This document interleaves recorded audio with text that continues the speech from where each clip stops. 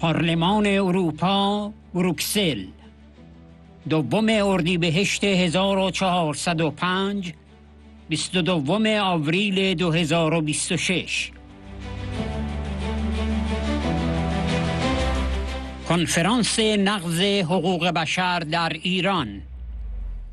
نقش اتحادیه اروپا برای صلح و امنیت در منطقه. اقدام عملی برای توقف اعدام ها. سخنرانی های اعضای پارلمان اروپا و شخصیت های سیاسی اروپایی.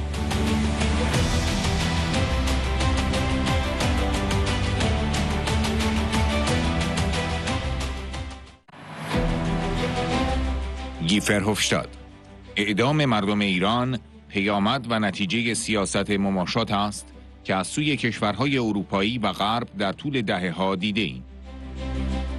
تعامل فعال با مردم ایران و مقاومت سازمان یافته مبنای یک استراتژی جدید برای اروپا خواهد بود.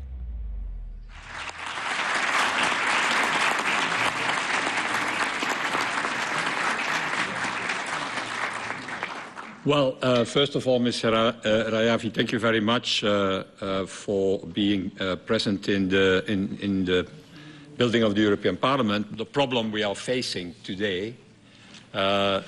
is naturally the war and the brutal regime in Iran, but it's also the lack of a serious alternative strategy from the European Union on Iran. And that's also the topic of this conference. What could be a European strategy in this brutality that we see? At one hand, the appeasement policy has led to nothing at all. It has led to enormous proxy wars, to a further nuclearization of the Molech regime, and especially to further oppression. Look to the executions of the Iranian people. That is the consequence and the result of the appeasement policy that we have seen, especially from the European countries and from the West the last year, not years, but even decades. And at the other hand, the other alternative, so-called alternative, is then the war, suffering the Iranian people, if you want it or not.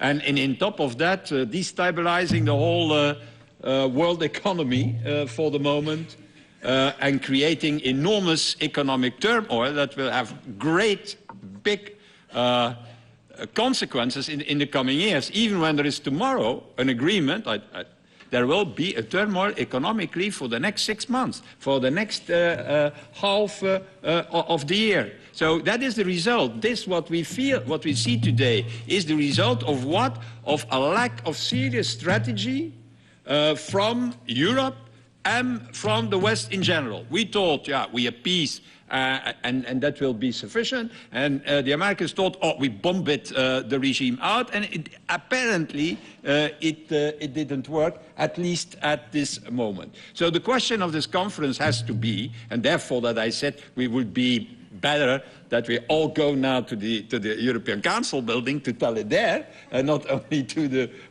the parliamentarians here, is what is then that new strategy? What are the different elements? And it could be a good, and I say that to all my former colleagues here present, that we work on a new resolution as fastest as possible. It's the right moment. You feel that, so the previous, if I don't mistake, was from February, I think, on Iran. That's not the first one. In the European Parliament, the previous Parliament, we did 4 or 5,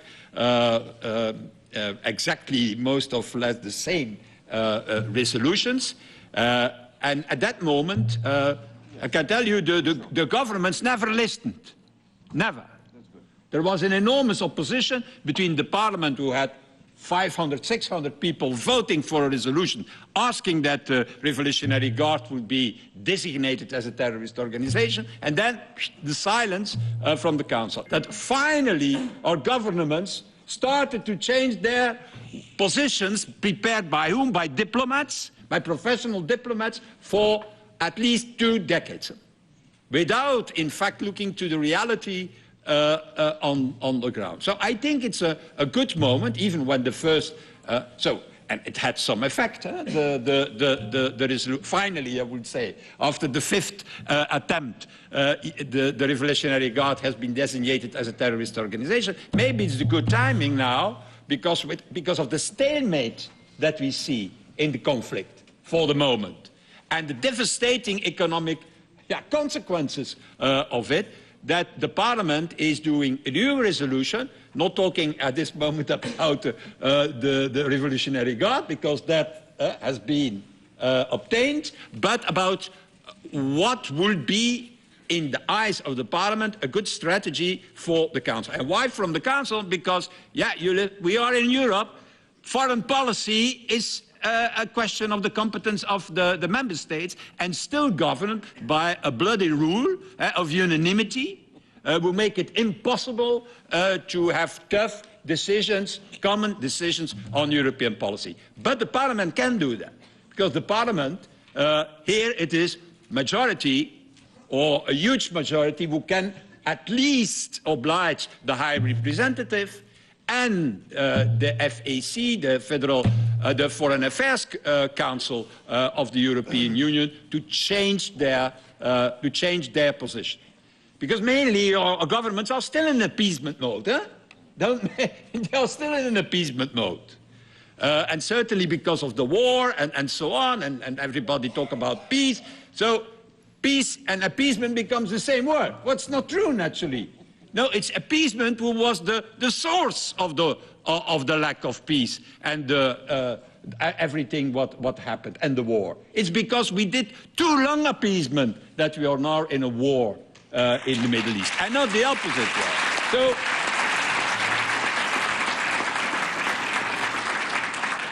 peace and appeasement are two different things. What is then the alternative? Last time I launched the idea of, from a concept, the concept will be active engagement. Active engagement of you, that doesn't mean with weapons and so on. Active engagement with the Iranian people, the opposition in Iran, and the organized resistance. That will be the basis for a new deal. What does that mean? What does that mean concretely, and have to find their way in the resolution in the next weeks, the fastest as possible, I would say, because it's an opportunity now to do it. So next week you are in Strasbourg. I will not be there, unfortunately. I'm not longer in the Parliament, but it's a good moment. There is time there in Strasbourg to work on such a resolution. The first thing will be that the Council and the High Representative opens and recognizes that the real representatives is not the Mubarak regime, but that's important. It's only a formal thing, but formal things are important in politics. Recognize opposition, Iranian people, resistance as the real representatives of the Iranian people. That's the first thing, a formal thing. The second is to go further on the issue of the Revolutionary Guard as a terrorist organization. That means something, no? That means that everybody who is a member of the Revolutionary Guard needs to fall under the sanctions regime. Otherwise, it doesn't mean anything. You can say, you're a terrorist organization and everything goes on. But what does it mean then? You're not punished, because there has to be at least a possibility of punishment if you are continuing to support the Molech regime. And that means spreading that sanction regime, not a few hundreds like it is now. And most sanctions that has been taken now were because Iran helped Russia in his aggression against Ukraine, not because it is a murderous regime against his own people. So that we need to change. Sanctions broadly, massively against all those who are supporting that Molech regime, not only because of Russia. The third is that Europeans have to look to the devastating effects of this war. So we need to think about a European-led operation in the Strait of Hormuz ourselves, in a certain way, to to be neutral in that respect, because otherwise you're not, if you don't do it yourself, yeah, you're at one or the other side in that war.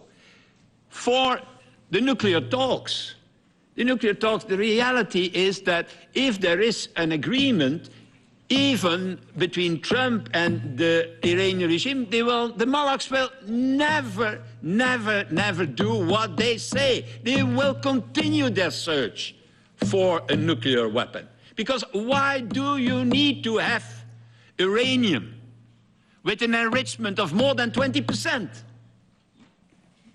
Only when it is less than 20% is civic. Every time it's more than 20%, there is a reason for, and the reason can only be one. That is to have later on further enrichment and to go to more than 60, more than 70, and then to a full-blown nuclear weapon. So we have to be clear on that. We will recognize as Europeans, part of our strategy, nothing that goes beyond possession of whatever nuclear material that goes beyond 20%. That's the fourth point. And the fifth point is, I want a statement about Iran, about that, by the European Council. Or, so breaking the silence, because it's mainly a silence for the moment that we hear, I would say, but you hear not silence, but sometimes the silence can be a more devastating signal in politics than speaking whatever beautiful phrase. And that is happening today.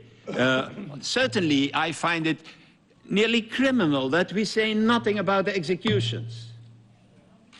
Nothing about executions. I didn't hear nothing.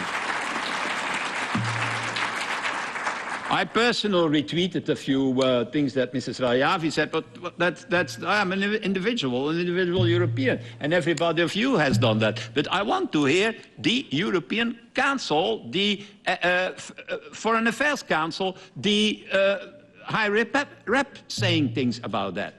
And putting that as a firm condition that there will never be anything anymore if these executions not stop tomorrow. Because it's this way that, in fact, the Molech regime is brutalizing its own population by the fear, the anxiety that they are creating by such inhuman practices. And so my message to all the former colleagues who are here is, let's try to start on that. That's, in my opinion, a far more productive step to taken than to organize, I don't know, whatever hearing in the Foreign Affairs Committee of this Parliament, where for months we are discussing, can we invite X, can we invite I, can we invite Z? What will that change in the world and in Iran tomorrow? Nothing at all. So my plea to the colleagues is, let's work in the coming weeks to that, with that content. So around the whole question who is invited here in this house, and maybe that will have the same effect as the previous resolution. Thank you.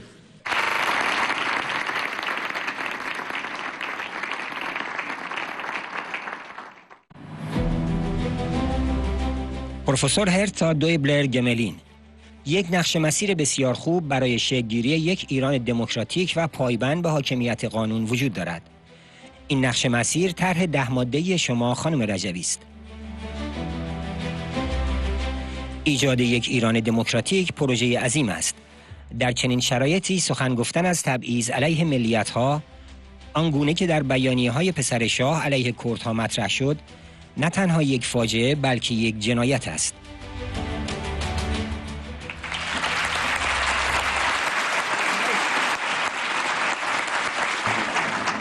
Dear President Rajavi, honorable colleagues from the European Parliament, it's good to be here. It's not my first time, because as a German Minister of Justice and German parliamentarian, I have been here quite a lot of times. So I thank you very much for your engagement here in the European Parliament to help the Iran people to get finally to come to a society which gives them more freedom, participation, rule of law, and of course end the murderous oppression which they are suffering from. Thank you so much. And I think, dear friends, ladies and gentlemen, it's a very good place to support the demands of President Rajavi and her friends. What do we have to ask our friends and colleagues of the European Parliament?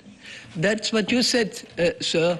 Well, to always appeal to the European and to the national government's leader to make resolute and, of course, more effective steps to support the freedom and, let's say, a new society in Iran. And quite a lot of things have been said, so let me only point out the 5 points I find the most important. The most important thing is this murderous killing machine to be stopped. So this has to be, let's say, a task of the European leaders from EU or from our governments, that they have to ask not only the ambassadors but to all those people who are negotiating somewhere to stop the executions now, immediately. I think this is our first point we have to say, and thank you so much, dear colleagues from the European Parliament, for engaging in this situation. The second thing I wanted to say is, of course, Europe has to move more effectively, not to continue this fragile truce, but to stop the war. You see, this war affects us all, of course, but this is not the reason why we should do that. It's because the people in Iran, the people in Lebanon, the kids, the schools, and other people, they are suffering from this war. And this has to be ended, and it has to be ended soon. And the third point I think we have to ask our governments is to help the resistant movement to unite a bit more. I know that you are trying what you can do, but this is one where need is helped in all our countries. And the fourth point I wanted to mention is, I think there is a good blueprint how a new democratic rule of law abide in Iran could, let's say, look like. It's your 10 points plan. And I think you should accept this. Perhaps this might be a tool that could improve and, let's say, support the demands for more effective steps of our governments and from the European leaders. You see, the interesting thing is, for me, that we can see now that there are people or political powers that want to go back to former times and reinstitute the son of the Shah, of the former Shah. And for me, it was a disaster, as it was for you to read what his press statements in the last days. Press statements that he said, oh, what my father did was a very good thing. You see, as a student in Berlin, at the Shah time, I remember quite well the Savak security police and their oppressive situations and tools, not only in Iran, but towards people, young people who were demonstrating in Berlin against the Shah and his policy. And of course, what I found disgusting was, we all know how problematic it will be to, let's say, create a new democratic and united Iran. This will be a great work to do that in a just way.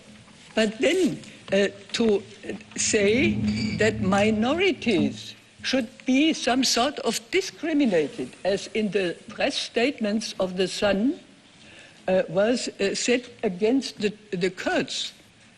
This is not only a disaster, but that's a crime. So I think it's good that we are here and that we are uniting and supporting that's what we want. Again, thanks to our colleagues of the European Parliament for your engagement. Thank you.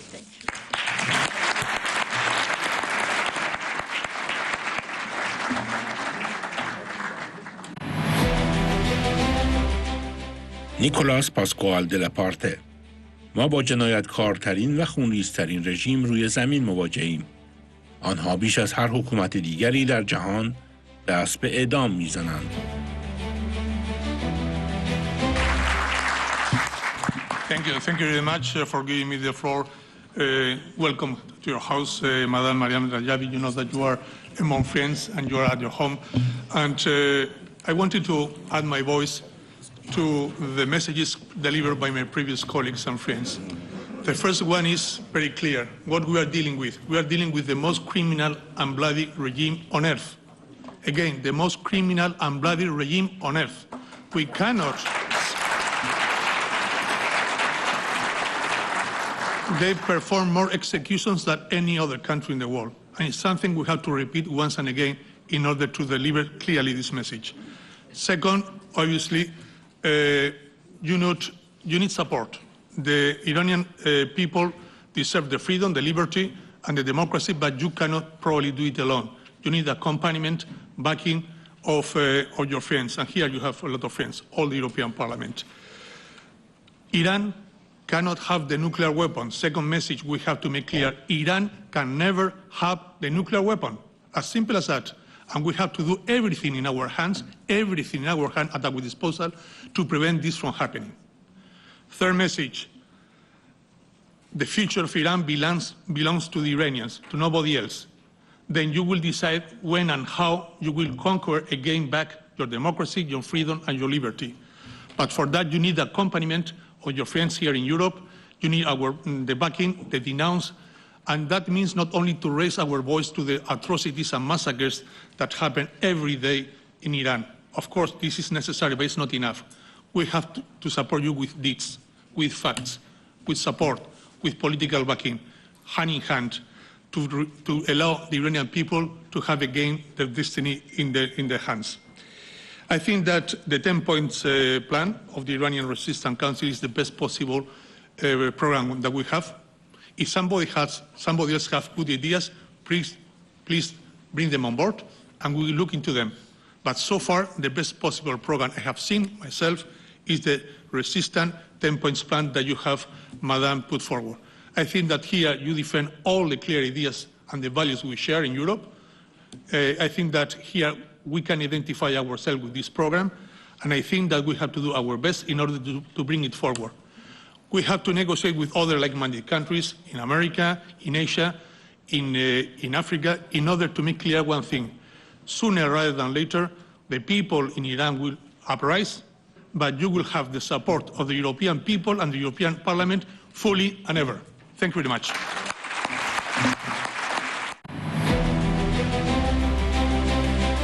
کارلو چیچولی، نماینده پارلمان اروپا از ایتالیا.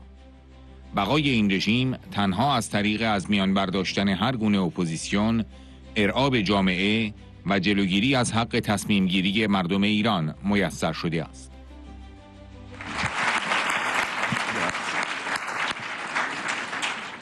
Grazie, io sono veramente felice di essere qui con voi e con Madame Rajavi, che appoggio da molti anni. Io fui uno dei parlamentari che nel Parlamento italiano più di 15 anni fa la introdussi al Presidente della Camera dei nostri deputati perché sentivo che era una grande battaglia di libertà. Comunque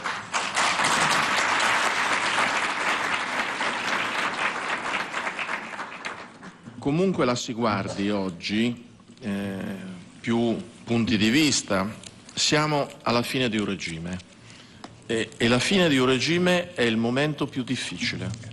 Quando si esaurisce un potere politico, prima di cedere può succedere di tutto. È evidente che la teocrazia iraniana non ha più sostegno popolare, perché ci sono stati anni passati, decenni passati, che pur c'era una parte di sostegno popolare. Oggi non c'è più nessun sostegno popolare in Iran al regime. C'è la struttura militare dei Pasdaran, dei Basì, che controllano tutto, controllano quello che resta del grande Iran. Questo, dobbiamo prendere atto di questo. Non esiste in tutto il pianeta un regime che abbia ucciso un numero così grande. Decine di migliaia di manifestanti hanno decimato una popolazione di giovani. Di fatto le guardie rivoluzionarie e il corpo dei Pasdaran sono uno Stato nello Stato, perché hanno potere nella finanza, hanno potere nell'industria, hanno potere nell'ordine pubblico. Le stesse forze armate tradizionali non contano niente. E qui va detto, per la prima volta il 19 febbraio del 2026 l'Unione Europea ha qualificato i Pasdaran, le guardie rivoluzionarie, come un'organizzazione terroristica. È stato un atto molto importante, perché è stato un atto ufficiale, quindi non una polemica, una decisione. E questo cambia molto.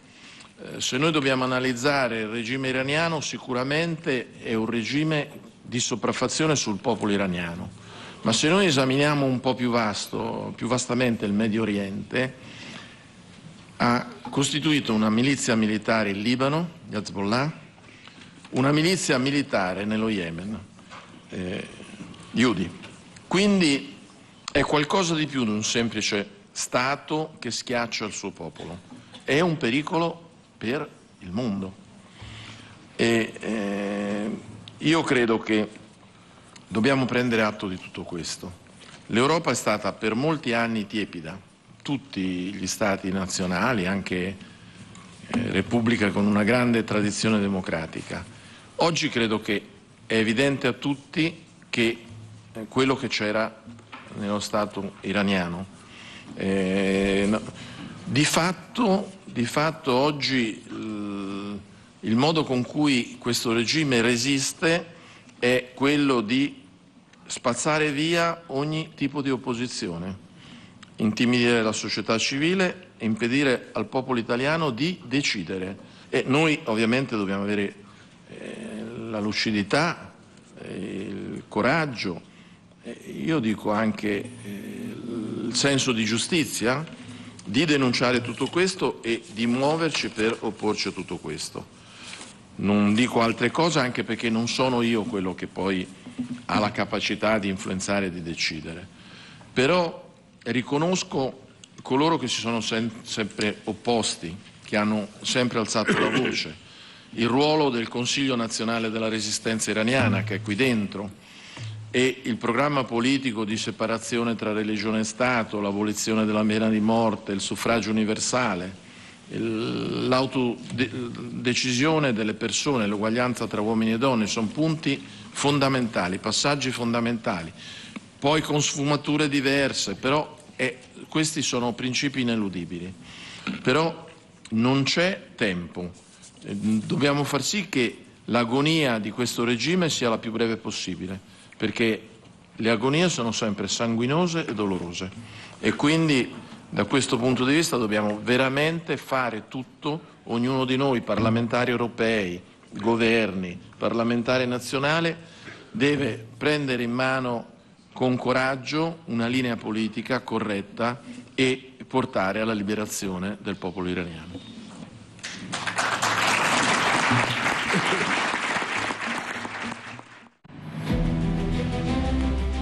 کریس وان دیک نماینده پارلمان اروپا از بلژیک.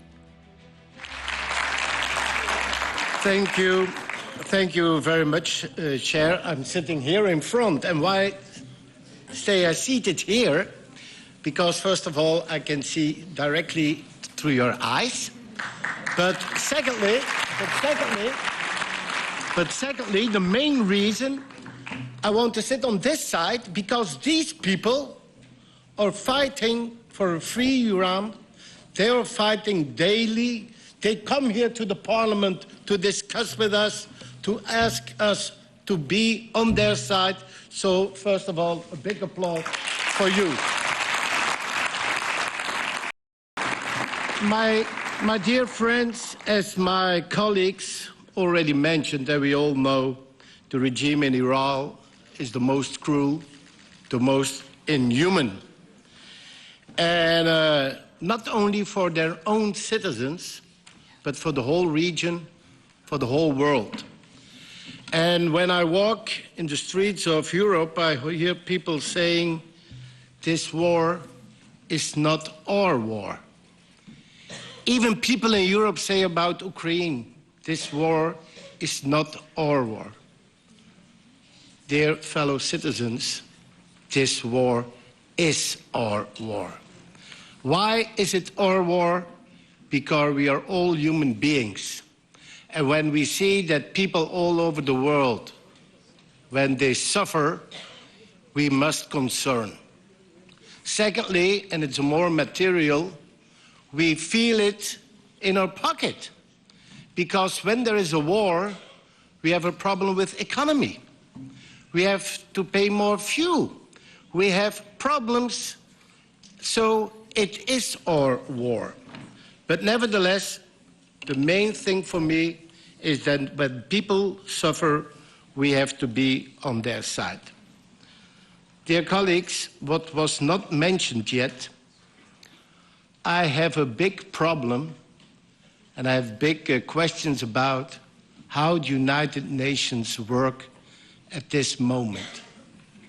Don't forget that a few weeks ago, the Economic and Social Council nominated the Islamic Republic of Iran to the UN's Committee of Program and Coordination to shape policy on women's rights, on human rights, on disarmament and terrorism prevention.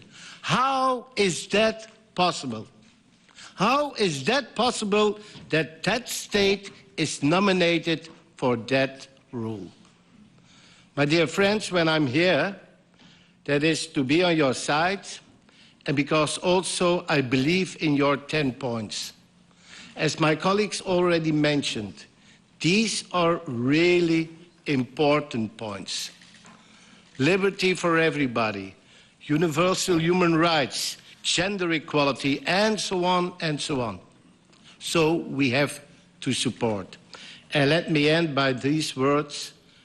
I hope that the people of Iran will find the courage, day after day, to fight for their liberty.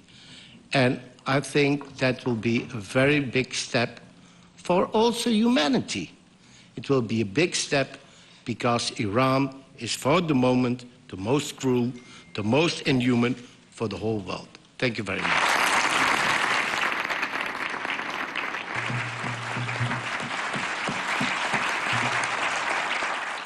با تشکر مجدد از اعضای محترم پارلمان اروپا از گروه‌های مختلف که امروز در این موقعیت و شرایط فوق‌العاده حساس از تاریخ میهن ما در اینجا گرد اومدن و هر کدوم پیام‌های فوق‌العاده قدرتمند و قوی فرستادن برای مردم ایران، برای واحدهای مقاومت، به ویژه برای زندانیان، زنان و مردان با اراده‌ای که الان در راهروهای مرگ منتظر اعدام هستند.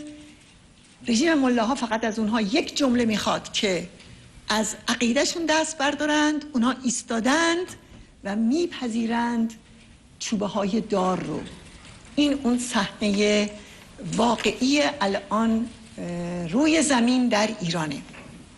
در چنین شرایطی پیام های شما در دفاع از مردم و مقاومت ایران و خواستتون از دولت ها برای توقف اعدام ها، یعنی خواستن از رژیم که تمام مذاکرات و مبادلاتش رو منتهی و مشروط کنه به توقف اعدام ها، این پیام بسیار ضروری و قوی هست برای زنان و مردان در ایران، چه اونها که دارن هر روز در واحدهای مقاومت و ارتش آزادی بخش می جنگن، جونشون رو کف دست گذاشتن، چه اونهایی که در راهروهای مرگ هستن. البته اونا مثل این 47 سال دیگه انتخابشون رو کردن و از هیچ چیز نمی هراسن. ولی یک چیز خیلی مهمه و اون این که ببینن در دنیا وجدانهای آگاه و بیدار کنار اونهاست. اونا رو فراموش نمی‌کنن.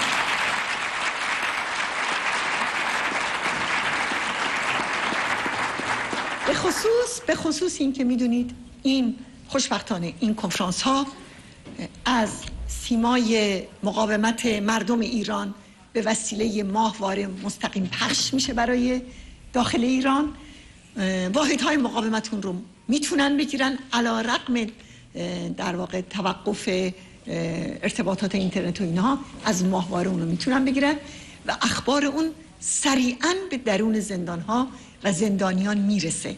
بنابراین اونا امروز یک پیام، یا بهتر بگم مجموعه ای از پیام های قدرتمند رو شنیدن که دنیا در مقابل این وحشیگری و این اعدام ها بی تفاوت نیست. صداش رو بلند میکنه، اونقدر بلند میکنه تا دولت هاشون رو به حرکت در بیاره برای توقف این ماشین کشتار در ایران.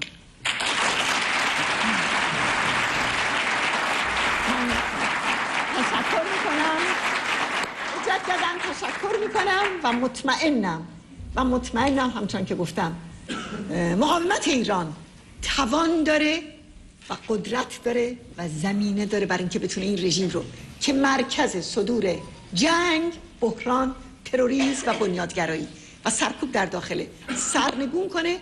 اگر تا به حال طول کشیده فقط به دلیل سرکوب وحشتناک در داخل و به ویژه همکاری دولت‌ها از طریق سیاست مماشات و امتیاز دادن به این رژیم در واقع زنستیز و ضد بشر بوده.